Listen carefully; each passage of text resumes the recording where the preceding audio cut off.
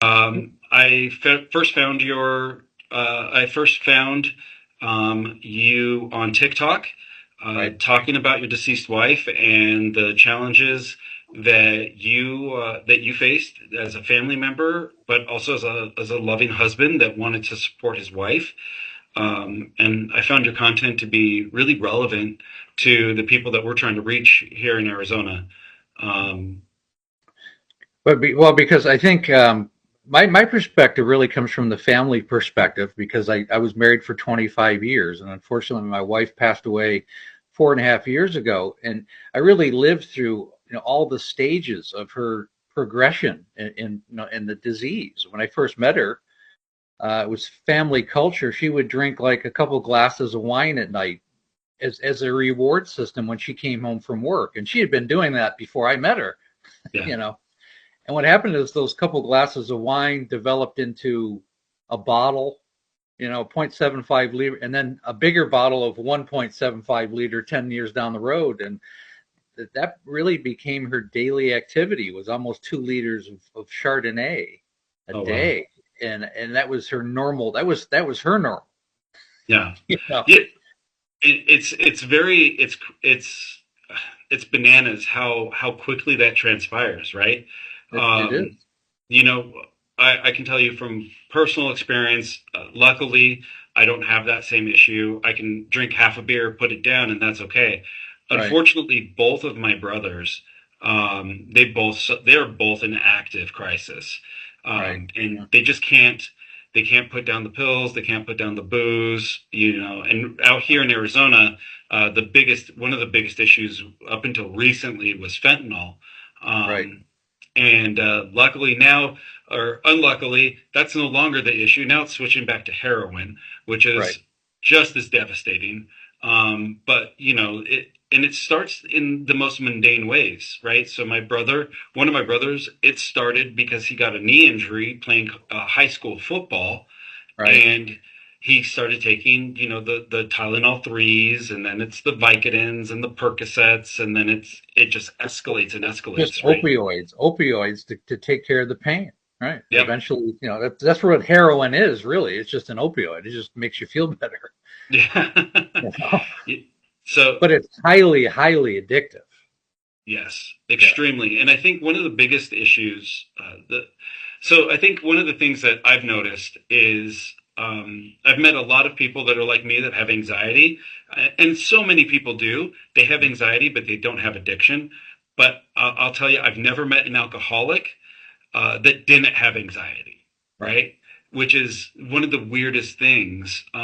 And I think it's just the undiagnosed aspect to it It that is. people are trying to self-treat, right? They're trying to calm those that internal monologue. They're trying to calm the pressures of daily life.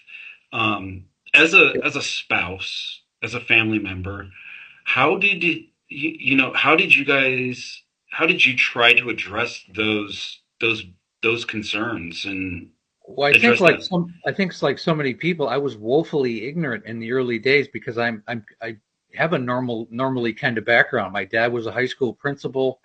He was a football, basketball, lacrosse coach. I mean, I had an athletic background. Alcohol just wasn't really a big part of my life. I mean, obviously I had it in high school and college, but it was never something that really manifested. And when I met my wife at age 30, I wasn't really much of a drinker. It was never part of my life. So being around her was very strange.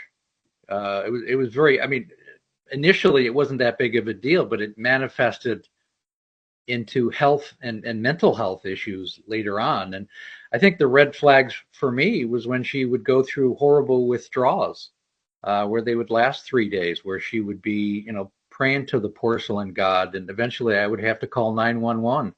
And I just didn't have it. I mean, I was just so ignorant of what was really going Mhm. on and how deep the issue was.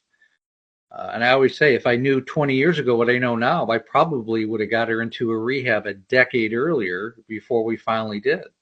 Yeah. I think one of the things that you know, as we discussed, we're both normies, and Right. I think one of the biggest misconceptions. Sorry, I can't speak. That us normies have is it's well, just stop, just put Right. it down, right? And I think there's two aspects to that. First of all, it the addiction induces a fight or flight response inside of the person because they Hmm. feel like if they're going to die without this substance. And then the other part to that with alcohol specifically is, they really can't. If they don't do the treatment and Right, take the appropriate course of treatment along with during that detox process, right. they can seize and actually have some pretty severe medical repercussions. Well, they can And die. I mean, they yeah, can have a heart attack, a stroke, convulsions. It's an unbelievable stress on the body to just go cold turkey, especially if you have a high volume of content on a regular basis. oh Absolutely. yeah, it's a scary thing, and I think that's our perspective is, and just a little bit about our company, right? Is we really want to give the best treatment possible for everybody that comes through our program. And like I was telling you, almost everybody. We have 157 beds.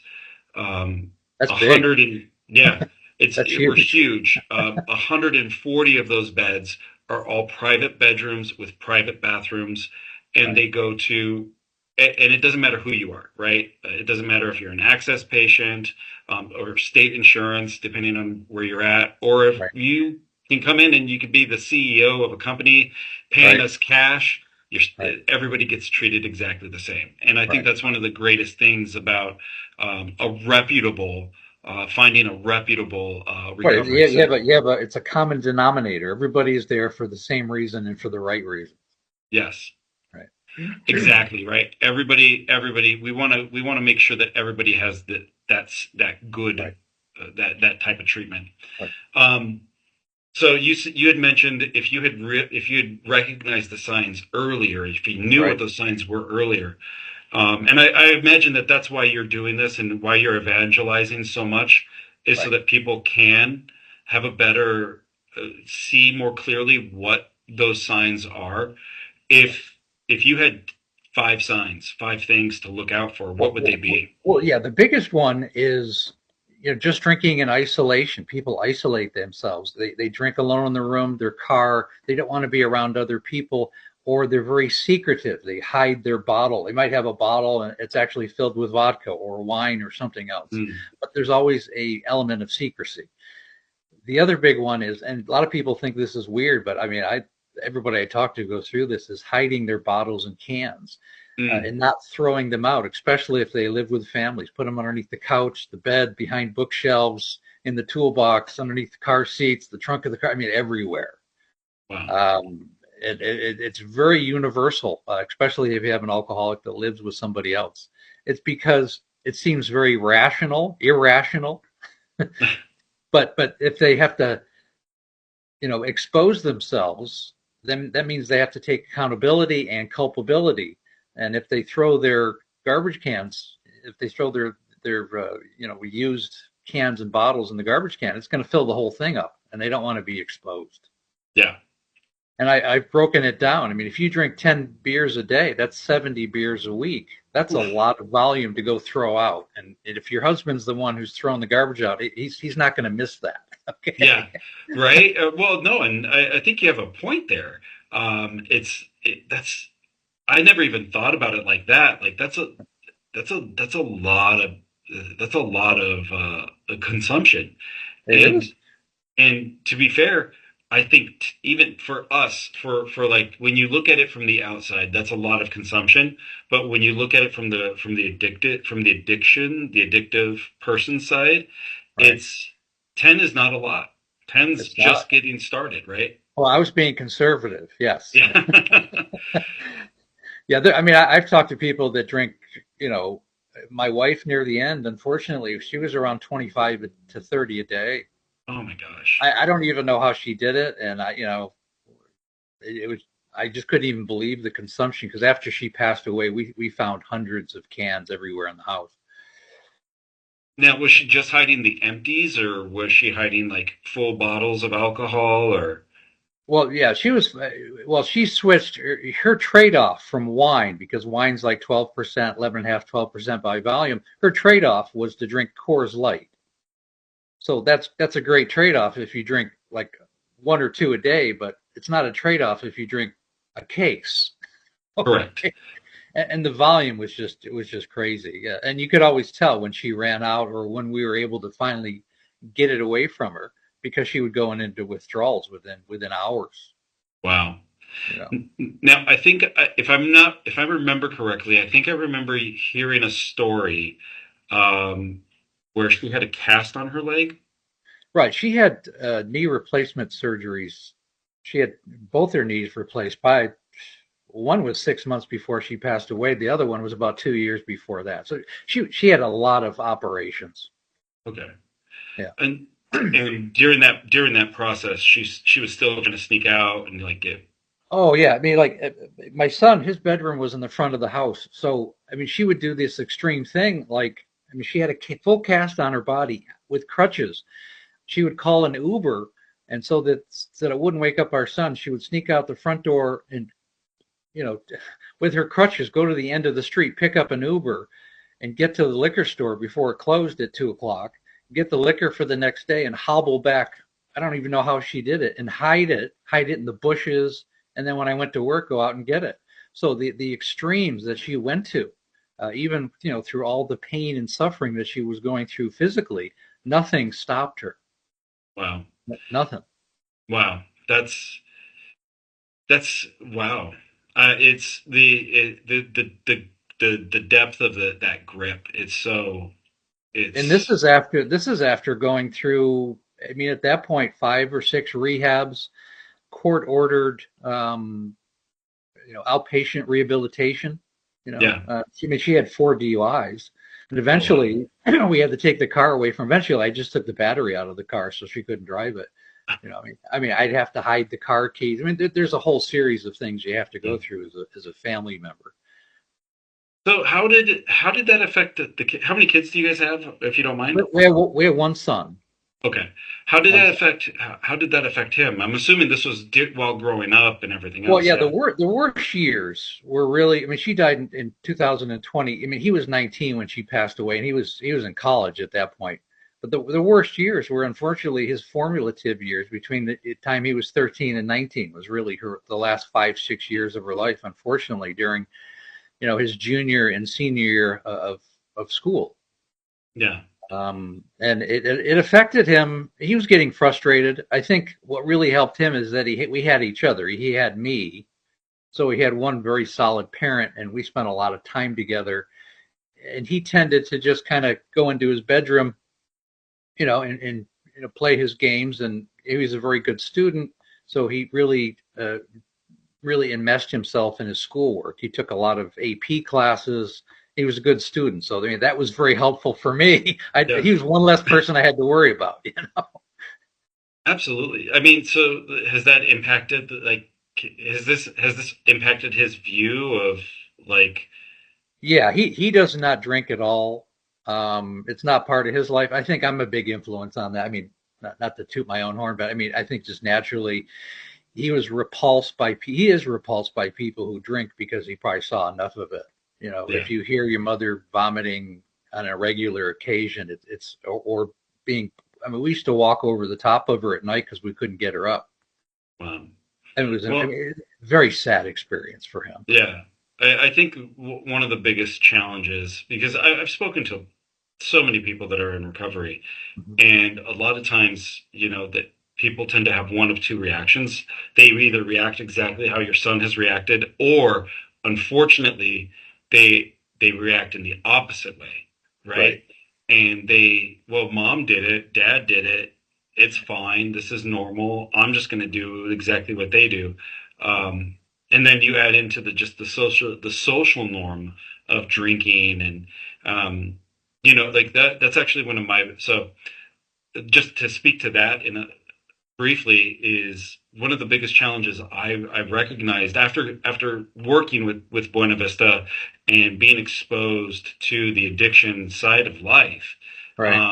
I started to notice small things, right? Like I went out to brunch with my wife and some of our friends, and it's 9 o'clock in the morning, 10 o'clock in the morning, and the first thing out of the server's mouth is, well, what are you guys drinking? right? And You want a mimosa or something, right? right, and it's like, I just ran 10 miles. So my wife and I, we run. By the way, what do runners and vegans have in common? I'm not sure. We take every opportunity to let you know. Okay, I got you. So, That's not a bad thing. yeah. Right. So, my wife and I, we had just finished doing a 10-mile run, and we're going to go get something, go get some bacon and eggs. Right. And, the next thing I know, I'm being asked, like, what alcohol am I going to start Oh, guzzling down this week? I always hated that. I mean, that's one of the big downfalls. I got to the point where I wouldn't go out to dinner with her because the first question was, "Would you like a beer? Would you like a wine?" And what happened was I realized that my wife was just going. I mean, she would have 3 glasses of wine before she ordered the meal. The meal would come. She would order another glass, eat about 3 bites, and take it home as a doggy bag. I mean, she was there for the wine, and I kind of picked up on that after a while. And it gives an alcoholic carte blanche. Yeah. It's an excuse. Well, it's okay for me to drink. I'm out with my husband, or I'm out with friends, or a social thing. And I would never drink with her. She used to get mad at me because I would get a water or soda, and that would actually upset her because she realized that she was drinking alone. Yeah. And that's not what they want. They want to No. have that camaraderie. Did you that I mean, clearly that must have put some stress on the relationship, yeah? Yeah, well, I think that I made a video the other day. The relationship was really over the last 4 or 5 years. I mean, for me, and I think I held on because sometimes you have to realize the point is my wife was really kind of past the point of no return, and I realized that she couldn't live on her own.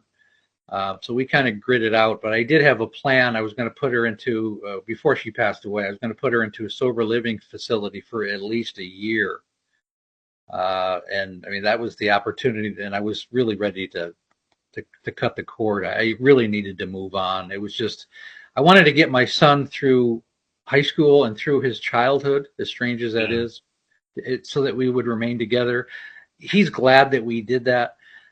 Also, my wife was genuinely a very nice person. She was a very empathetic, very kind person. And she did try. I mean, she went to rehabs, but it was always a failure because there was never 100% commitment on her side, Yeah. unfortunately. And I don't have a reason why she wasn't able to stop. I've never understood. There was some mechanism going on inside her that she just couldn't stop. Yeah.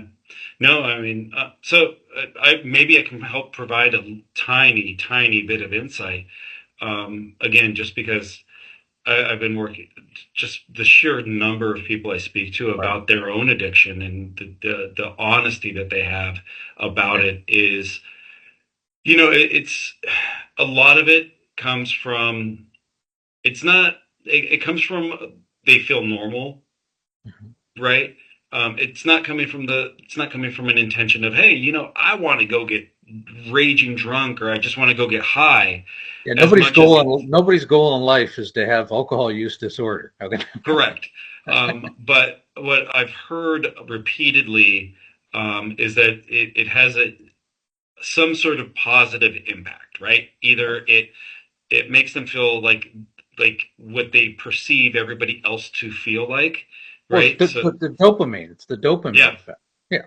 Well, it makes them feel like a normal human. It quiets the voices, or with the case of like uppers, like methamphetamine, it makes them feel like they're more productive and more capable. And in some cases, they really are. But Hmm. then the drug takes over, right? Right. And It does. so, and I think that's where maybe that I don't know if that helps at all, or What it does. I mean, I think there was depression. There's always usually a dual thing going on. Anxiety and depression is a big thing that you're trying to calm down. And I think eventually it just becomes a habit, and then it becomes part of your identity. It's really who you are. You are yeah, that wine bottle. You are that bottle of beer. And to hmm live without it would be like cutting off a leg or an arm. It's who you've become. And the late stage 3, stage 4 is a tough place to be because your whole life kind of revolves around the alcohol, yeah, and everything in your life has really become secondary. so many people I talk to, so many spouses or relationships, boyfriend, girlfriend, or long term, they always say, well, he chose alcohol over me. I say, no, he didn't. His only choice was the alcohol. Don't take it personally. He didn't have a Yeah, second choice. There is no plan B when you're an alcoholic. It's just the alcohol. And you can't take that hurt like it was a choice because it's yeah. not, you know? And you're not wrong. It really they and I think it's the and it goes back to that whole fight or flight thing, right? Right. Regardless of what regardless of what the drug of choice is, alcohol, whatever, it makes them feel like they are going to die if they don't have that substance, Right. and it completely rewire like the one of the craziest things I learned is that it will actually rewire the hard wiring in your brain to to make it the most important aspect of your existence. Right. And so do you so I know that then sorry, we're kind of going all over the place, That's okay. but I know I that tend you to. what's that? I tend to.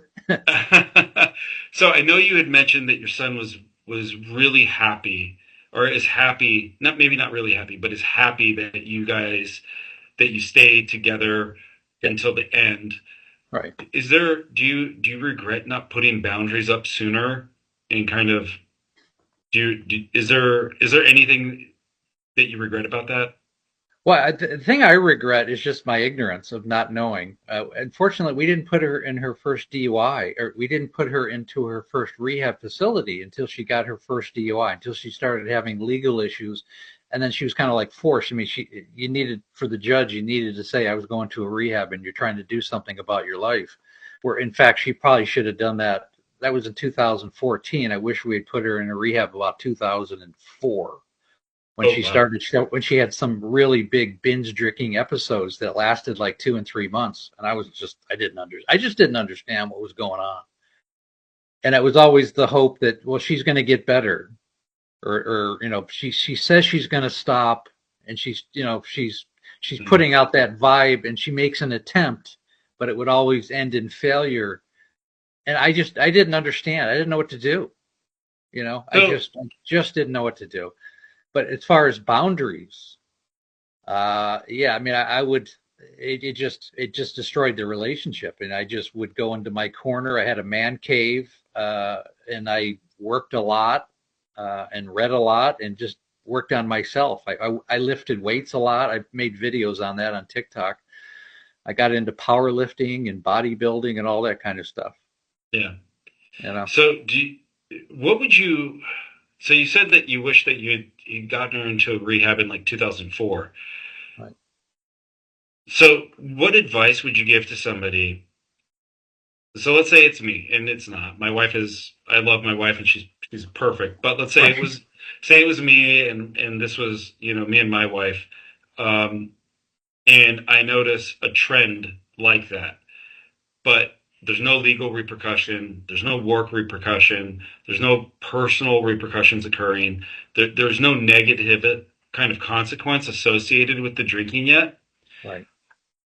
How would you? What would you recommend first, or how would you recommend somebody approach that?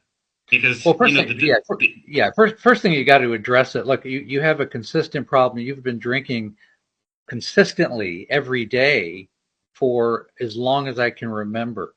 So it's developed into an issue, and we got to talk about this. This is interrupting your productivity at work. It's interrupting our relationship, and I'm very concerned about your health. So this is what we're going to do. You're either going to start going to group therapy meetings, either Smart Recovery AA, Life Ring, Women for Sobriety, or you're going to check into a detox rehab.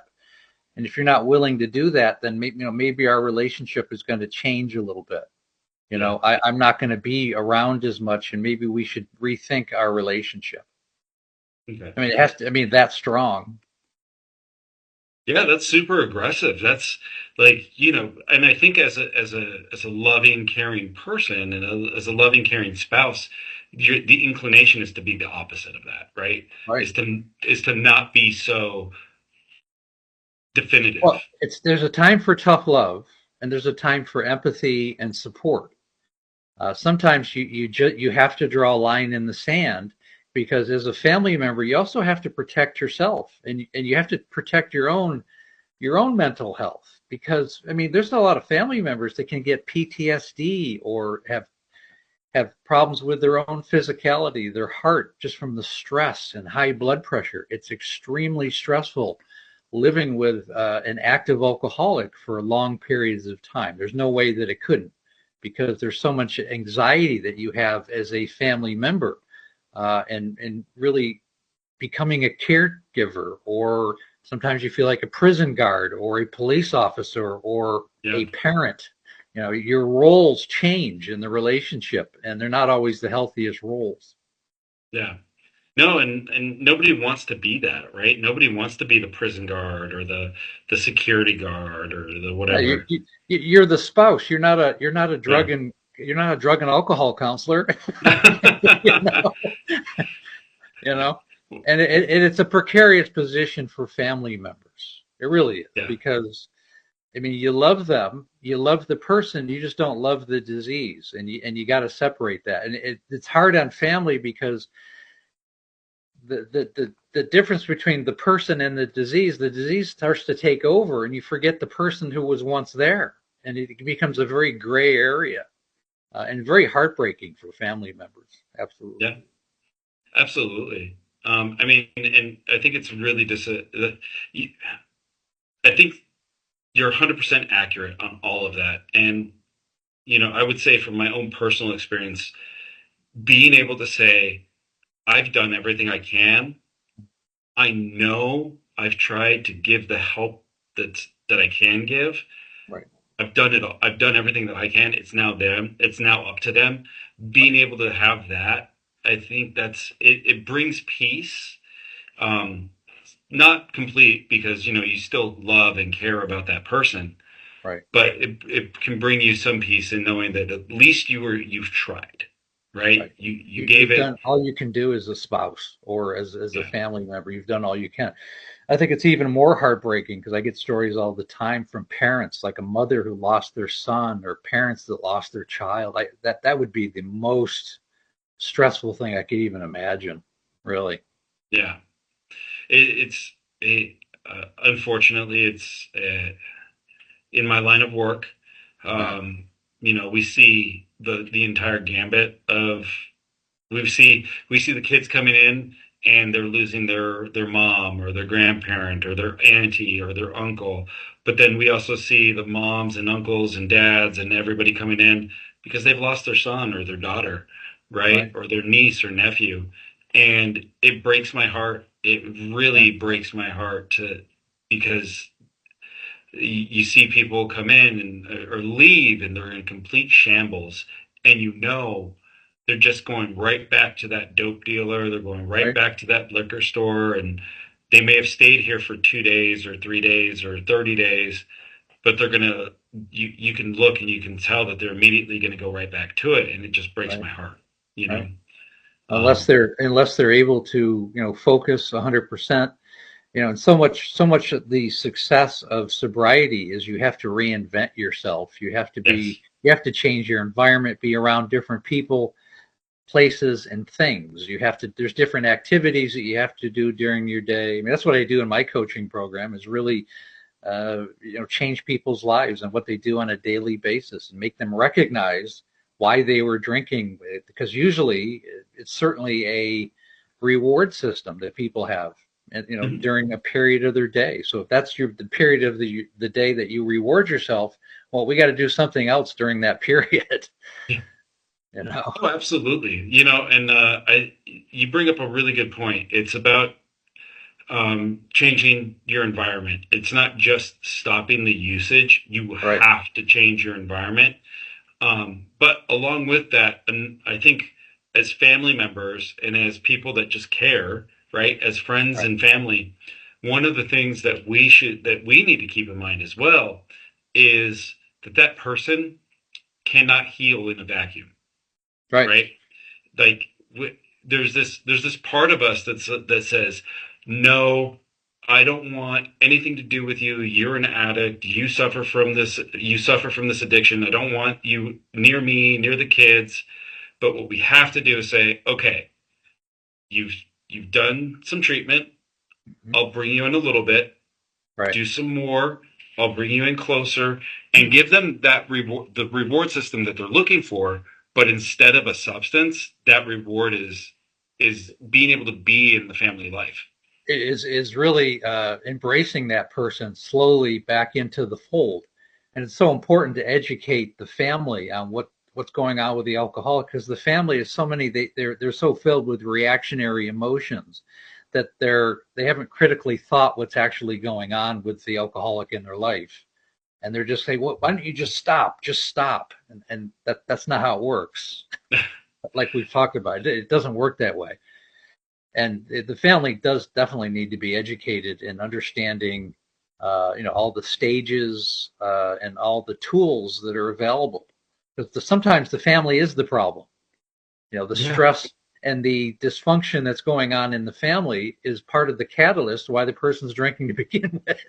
Or even worse than that, the family completely enables the drinking or Right. enables the drug use, right?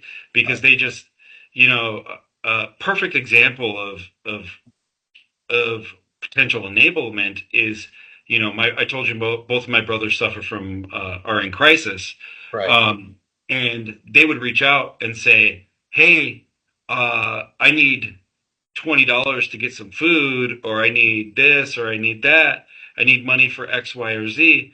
And, the first couple times I gave them money and whatever. And then I realized, oh my God, they're out there buying drugs or booze or whatever with this.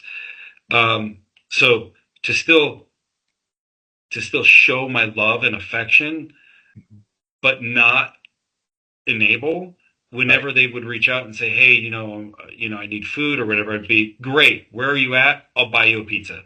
That's right. Right. Let's go to the grocery store and pick up $50 worth of groceries or something. I'll walk with you.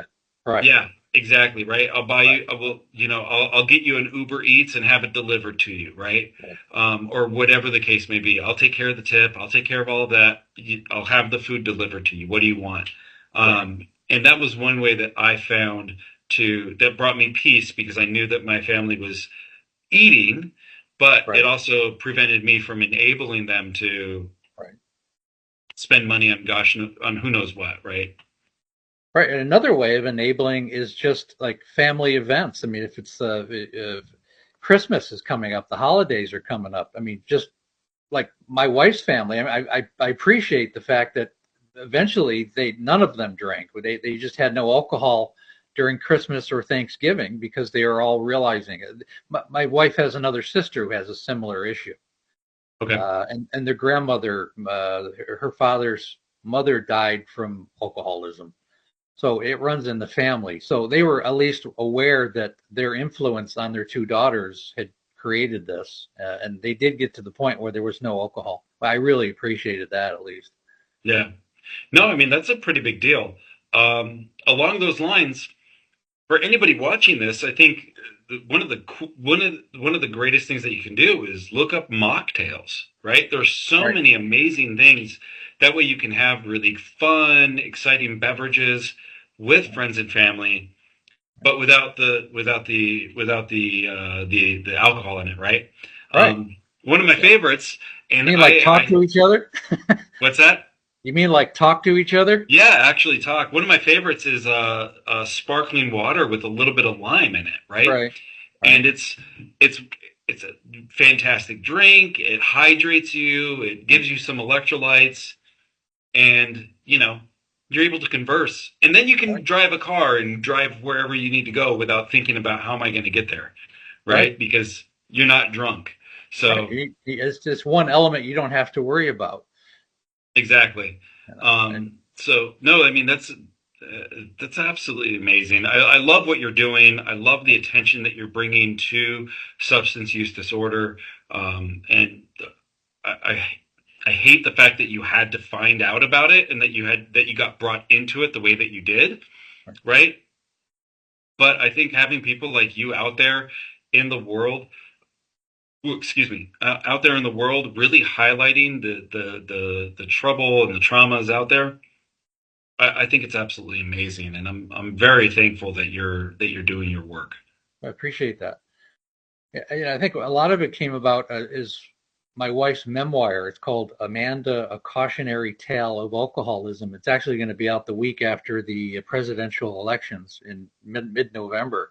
We've worked on it for a number of years, and it really it's going to go over our relationship, and it was very good in the beginning. We were the best of friends. That's the hard part, and like so many families go through, it all starts wonderfully, and just the progression of it, and the slow decline, and then the rapid decline, and then just how it affects the family. I think it's important that I think my voice is really from the family perspective, and that those are the people who the alcohol actually affects more than anybody.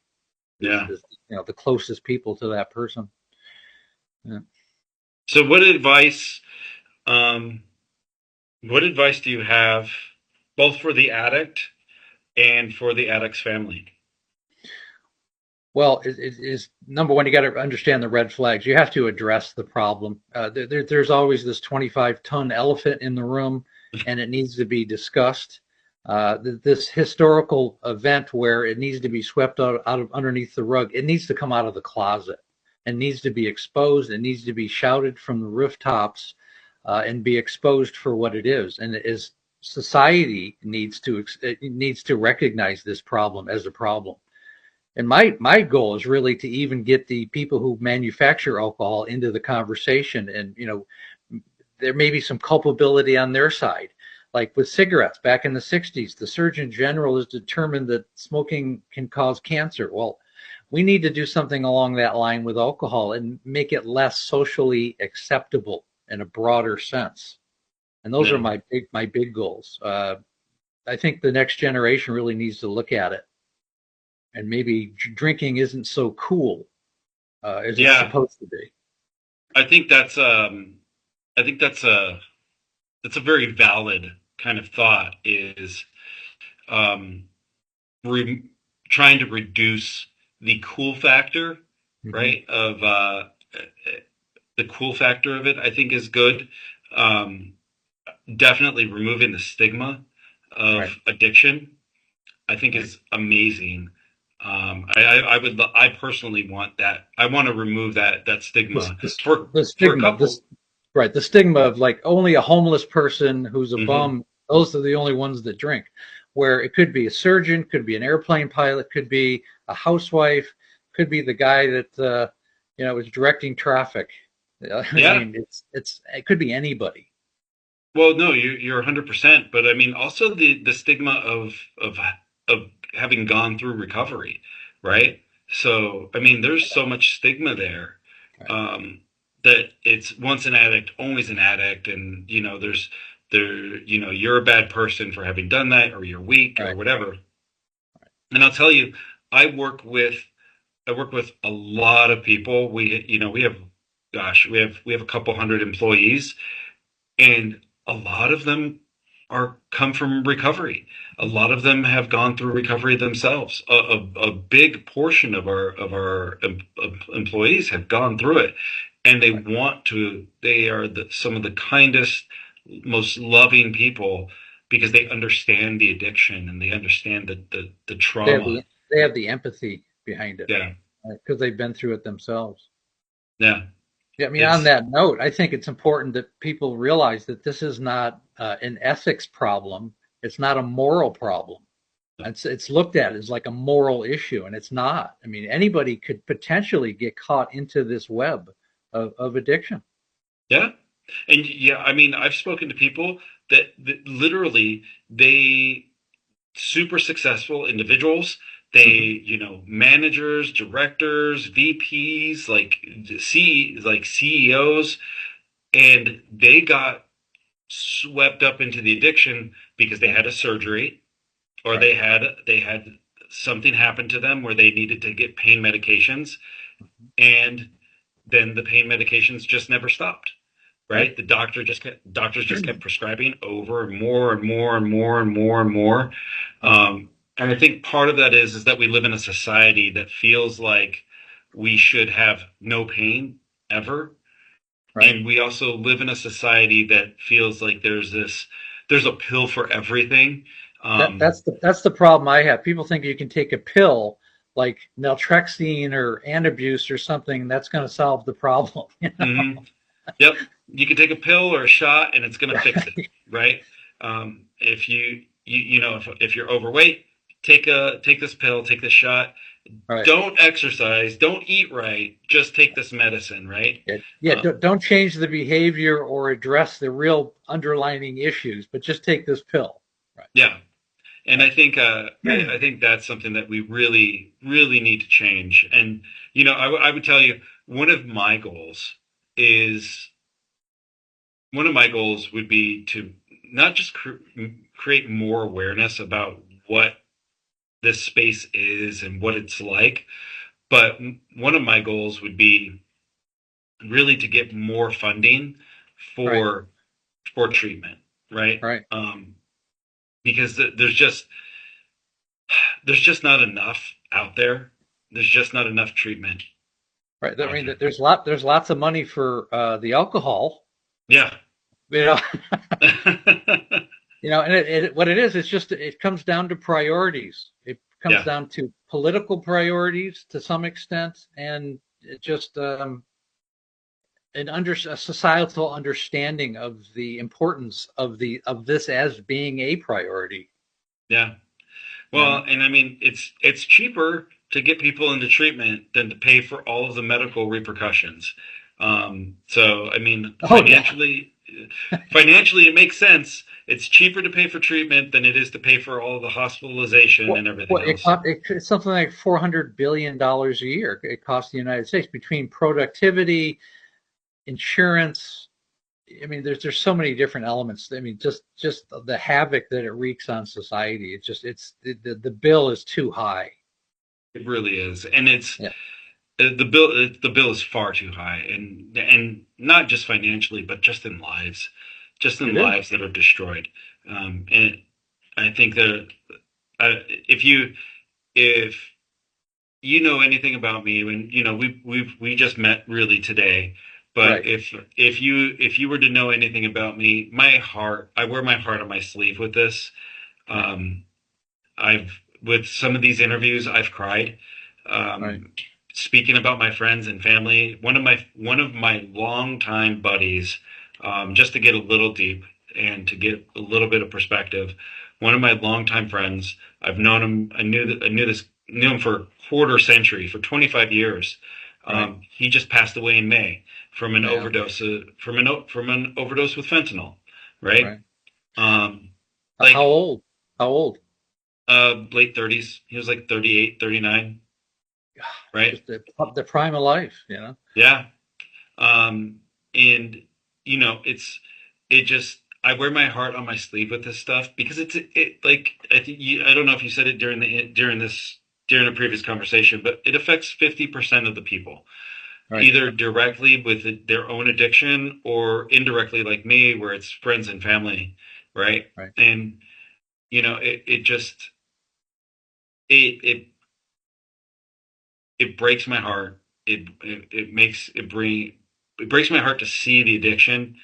But I will tell you, it brings me so much joy when I see a friend or I see even really anybody from our program graduate. Right? Right. Um, Yeah. I can't say names, but These success stories yeah. make it worthwhile. Right, Oh, absolutely. I can't say names, but I do. I have a friend that came through our program um, for alcohol treatment, and they, that when while they were in detox, it wasn't a pleasant experience, but right. when they went through our residential treatment program, they were laughing and jovial and engaging, and the sheer joy I saw on their face when they left. That it helped to kind of make up for all All the the other ones stuff. that don't, all the ones that are kind of sketchy. Yeah, I understand. Yeah. Yeah. because I can see the success that they are going to have, and Right. I'm really trying to keep it as vague as possible by not using any type of descriptor. Right. um, Well, there's a lot of famous people that go through these rehabs, and sometimes you're amazed, like that person. Oh my God, that person has a problem. And that's how people look at it. So it's even more difficult if you're a public person. oh yes, You know. oh yes. Um, but yeah, so I mean, Andrew, thank you so much Yeah. for joining me and kind of Yeah, thanks for having talking me. about Yeah. this. What's Yeah. that? Thanks for having me. Of Yes. course. If I will get this all put together and post it here shortly. But please stay in touch. If you have any questions about if you have any questions or people that have any questions, please direct them to us. We're happy to help.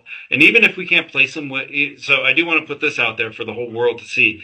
Even if even if we can't find you placement with us, Right. and we will help you find placement somewhere.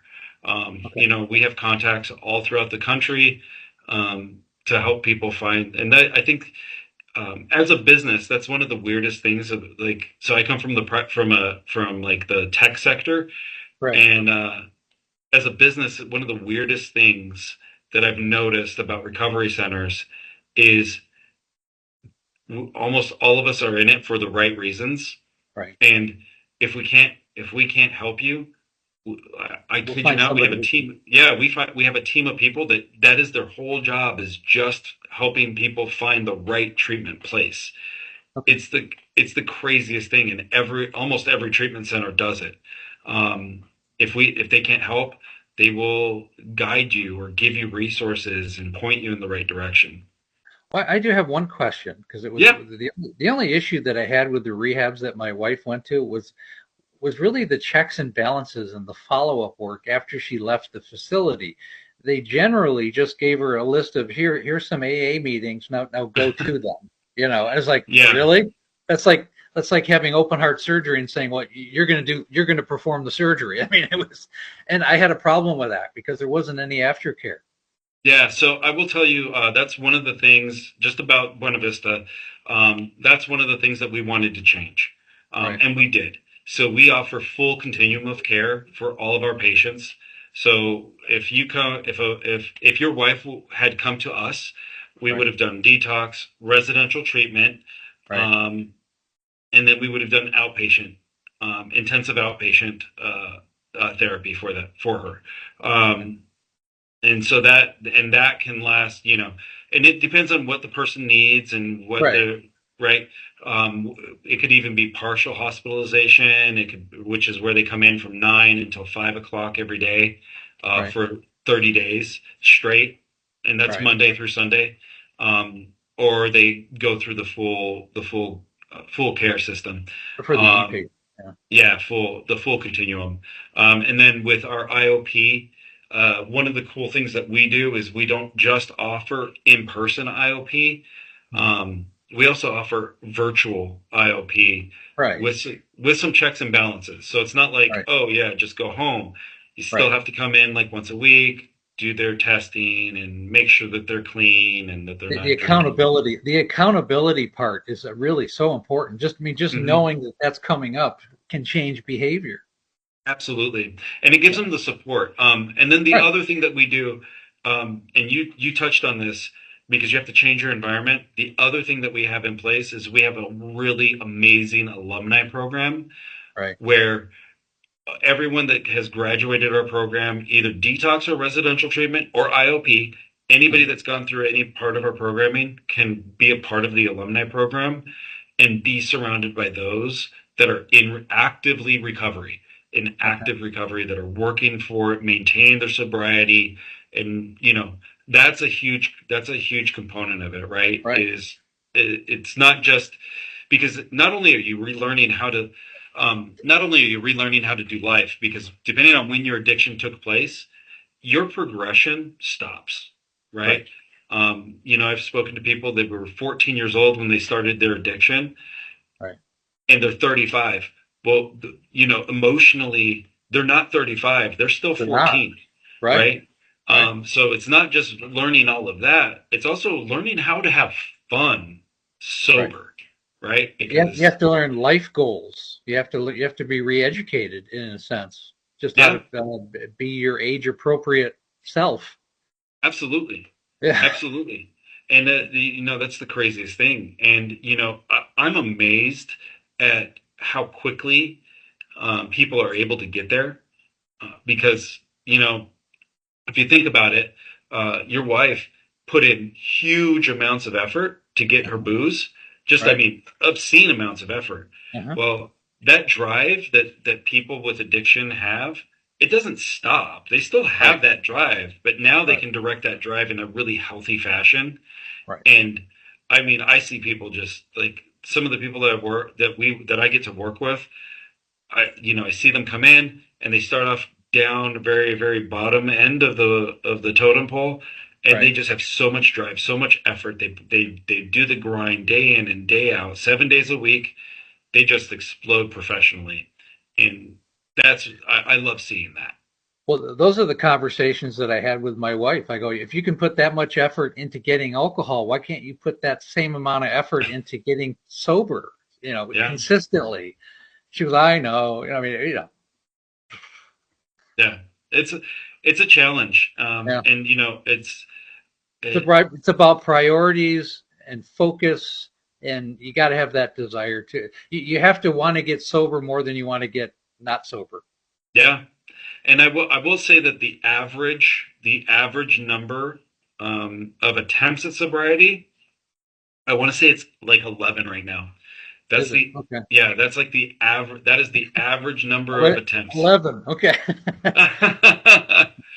And some people they do it one and done, they're good, and then there's other Right. people it takes 20 times, 30 Well, times. people ask me, how many rehabs does it take to get sober? Well, it doesn't take any if you make a decision. you know. Yeah, it's yeah, I think the other part to this though, and this is the biggest challenge I know I have, is Right. self-forgiveness. It's Right. self-forgiveness. And because Right. we think, oh well, I had a drink, that's it, I'm done. I'm gonna just booze Oh it my up God. now. It's the overthinking and the beating themselves up. I mean, I've had clients that they did well for a couple months and then there was a life event and they slipped one day and Yep. they're like so depressed and they'll talk to me. I'm like, are you kidding me? You just went through 2 months. Just get back on the bike. Shut up. Get back to work. I'll talk to them. Just shut up. I don't even want to hear about it. It's one day of your life. Just tomorrow's a new day. Get started again. Get back to Yeah. work. If you don't, I'm gonna come out there and kick your ass. Something like that. Something funny like that.